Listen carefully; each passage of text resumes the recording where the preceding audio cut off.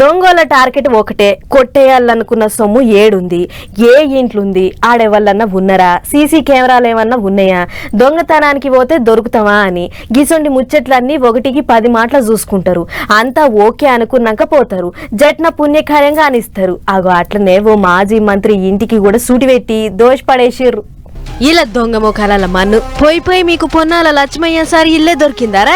అసలే సార్కు ఏ పదవి లేక షాన్ వద్దులాయే, ఉన్నదో లేందో తినుకుంటా ఆయన జాగల ఆయన ఉంటుండు. సార్ ఎవళ్ళ తెరువు ఓడు, ఎవరినో మాట కూడా అనడు. అసొంటి సార్ ఇంట్లో మీకు దొంగతనం ఎట్లా చేయాలనిపించిందిరా మీ మోల్దారం దేప. ఫిలిం నగర్ లో ఉన్న పొన్నాల లక్ష్మయ్య సార్ ఇంట్లో అర్ధమరాత్రి దొంగలు పడి దొరికిన కాడికి ఊసుకుపోయిర్రాట.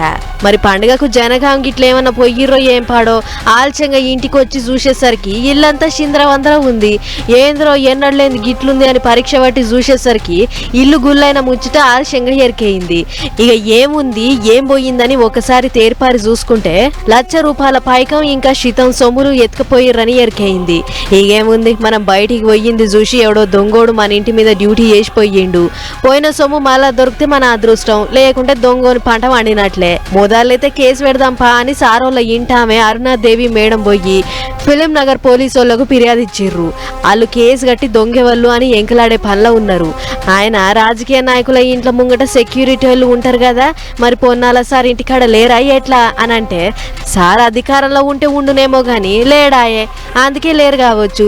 అంతేకాదు పోలీసు వాళ్ళు కూడా జనాలకు శిల్కకు చెప్పినట్లు చెప్పిర్రు. పండగలకు పోతున్నోళ్ళు ఎవరైనా మాకు సమాచారం ఇయ్యుర్రి, మేము మీ ఇళ్ళ దిక్కు పెట్రోలింగ్ చేస్తాము, మీ ఇల్లు గుల్ల కాకుండా చూస్తామన్నారు. ఆయన కూడా గిట్ల దొంగతనాలు అయినాయంటే వాళ్ళ జనాల తప్పు కూడా ఉంది అని అనుకుంటుర్రు ఈ ముచ్చటిన పబ్లిక్.